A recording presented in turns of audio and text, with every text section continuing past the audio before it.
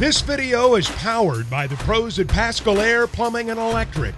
Arkansas owned, Arkansas operated. GoPascal.com. All right, let's welcome in our friend Tom Murphy of the Arkansas Democrat-Gazette and Whole Hog Sports. Tom, you think about the setup on Saturday night with Arkansas and BYU, and I know some people have talked about the Big 12 and the SEC kind of being at odds this week. You heard Brady Latham talk about that's not a priority. Coach was asked about that yesterday in the teleconferences as well. Is this a big week for the SEC, especially in Columbia, Missouri, when K-State takes on Missouri and then Arkansas plays another Big 12 team in BYU? Well, good morning, everybody. And, yeah, I think it is just in terms of how your conference is perceived. If Georgia goes on and wins a third national championship in a row, everybody will forget about what their record was in these marquee games. But when LSU's losing to Florida State, Bama's losing to Texas, and so on, you don't want to go 0-2 on Saturday if you're the SEC and you're hosting both of the games. So, it would be in the short term relatively, embarrassing deal because the SEC prides itself on being the best conference. And if you're losing all your marquee Power 5 games, it doesn't look well. The truth of it is, Alabama, LSU, and South Carolina, they were among the top, 4, 5, 6 finishers in the conference last year, and they've all lost out-of-conference games so far. We saw K.J. Jefferson run for 13 times against Kent State. Big reason why Arkansas was able to kind of open up the offense a little bit. Coach was asked about that. They're going to use whatever it takes to win on Saturday night. How much more of KJ do we see running the football and really Dan Enos opening up the offense against BYU? Well, I'd like to think that there's some stuff that they haven't shown yet, maybe some stuff to the tight ends, and I don't know, just different facets of the offense that they haven't had to reveal. Obviously, they did not want to have to run KJ as much as they did the other day, but felt like at halftime, we got to do this. And you did get that sense, and Sam's expressed this, the sense that Kent State was shortening the game, which was going to, limit your total number of possessions. And when you start the night going 0 for 3 on your first 3 possessions with 1 first down, and then they're running clock and they got a field goal out of one of them, there's a sense of frustration that kicks in, and you could really feel that. KJ is admitted as much that there's been a little frustration with the run game. You've heard A.J. Green talk about it. He talked about it a little bit last night. And you hope for Arkansas' sake, because things are flying at you pretty fast now, that they got some of that situated. I wrote about it today. It's the lack of explosive plays. I mean, there was data that for the past 2 years, Arkansas led the SEC with 222 running plays of 10-plus yards, and they have 4 this season. And that's not going to get you on pace for 111. Tom Murphy joining us on the McLarney-Daniel hotline. To borrow the horse racing term, a step up in class, playing a team of a higher caliber this week. How much does that change the Razorbacks' performance in and of itself? Well, Sam Pittman talked about how there's a different vibe in practice, maybe a different concentration level. You don't have to tell the players to do so many things. He mentioned that on Chuck's show last night, or on the Sam Pittman live show. And I don't know. I like the idea that you're self-motivated and that you didn't need a kick in the behind to get ready to play Western Carolina or Kent State. But things are where they are, and you'd like to see a much cleaner, better performance. But, hey, the defense has been playing really well. They've allowed 1 touchdown so far and 19 total points. So they've done well.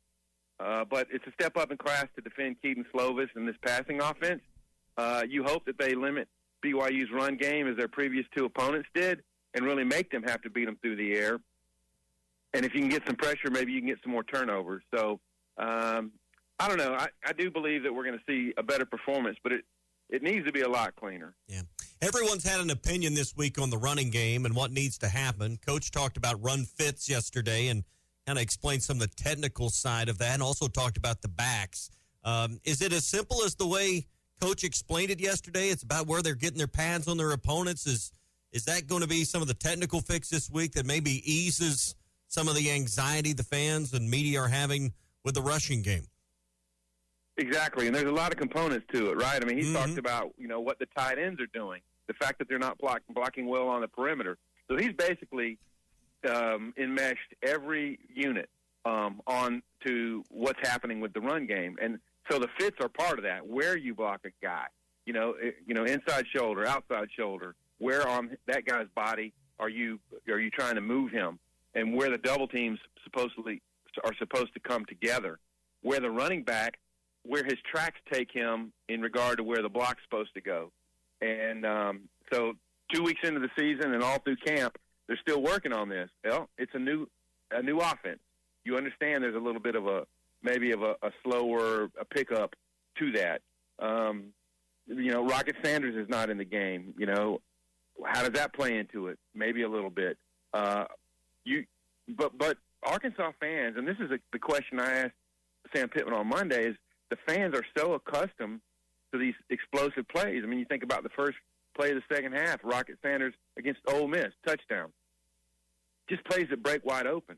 So all those things have to fit together, and then sometimes the back has to make the safety miss or run through his tackle. And we haven't seen a lot of that yet. The last series against Kent State, there was some of it.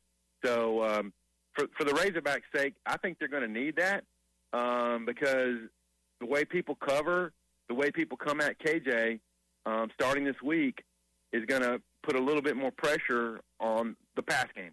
So it all has to fit hand in glove, and having a valid, legit, running attack people have to fear is part of it. Tom Murphy with us here on the McLarty Daniel Hotline. He's with Whole Hog Sports in the Arkansas Democrat-Gazette. Tom, you just spoke to, again, the offensive line, tight ends, running backs, trying to figure out the run game. How much of that is them also trying to fully understand and comprehend Dan Enos' offense that they've just been with for 2 games? Yeah, I think that's all part of it. And I also think there's so much new personnel. I mean, Luke is a new starting tight end. They've had some shuffling on the O-line, A, because new guys, and then B, Brady Latham didn't play the first game that put Josh Braun at left tackle or left guard, and Tykees Crawford at right guard. And, because Devin Manuel was hurt in camp, Andrew Chambly got a starting position, and they're still trying to sort that. And you can sense a little bit of the frustration that Sam Pittman and his staff are understanding. They're trying to find the right personnel, give people chances in the 2 games that they're going to win, kind of no matter what happened, really, barring disasters. And the product on the field wasn't as clean and efficient as they wanted it to be. But we are getting to the part of the schedule where they really do want to have, I think, the 5 they want, and then understanding the next guys are backups, and their chances aren't as strong as they were in the first few games.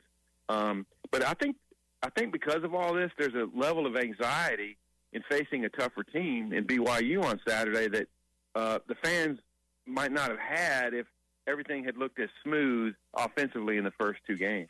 Tom, I want to go back to something you said just a couple minutes ago. You were talking about, again, the Kent State game being short. Coach was asked about that by Chuck last night and was honest. He thinks that game was too short, 2 hours and 45 minutes, and talked about how he discussed with his coaching staff how they might try to adjust a few things. How much are we going to see that in college football, where maybe some coaches play stall ball to a certain extent just because of the shorter game times? Well, clearly Kent State did a good job of running the play clock down, and it's almost like the shot clock in basketball. But you got a glimpse at how fast – 2 hours and 45 minutes, that's a major reduction in like a game time that we're not used to seeing. And Kent State managed to convert some first downs and have longer drives in the first half. And but what you have to be careful of is, like, okay, well, we're going to go up more up-tempo on offense.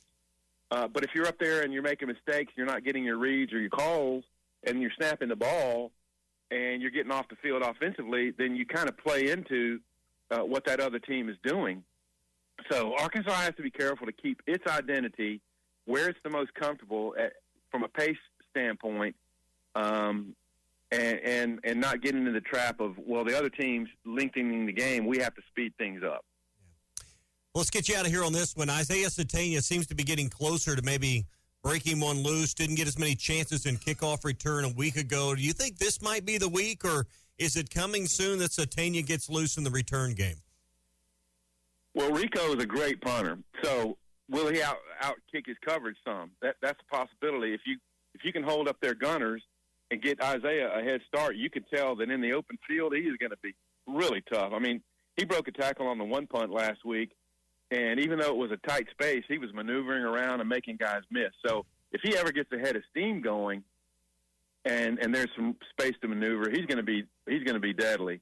They've also got to find a way to get him the ball. And when I say they've maybe held some things back, I think maybe getting him the ball in space on the edges is something we haven't seen a lot of that might filter more into the game plan because he's such a great open field runner. But the targets for him and Broden and some of the other receivers and all the tight ends except for Haz have been really limited. So you want to see him stay on the field longer so you can continue to use your weapons and exploit that to the best of your ability. BetOnline is your number one source for all your betting needs. Get the latest odds, lines, and matchup reports for baseball, boxing, golf, and more. BetOnline continues to be the fastest and easiest way to place your wagers, including live betting and your favorite casino and card games available to play right from your phone. Head to the website or use your mobile device to sign up today and get in on the action. Remember to use our promo code BELIEVE, that's BLEAV, for your 50% welcome bonus on your first deposit. Bet online, where the game starts.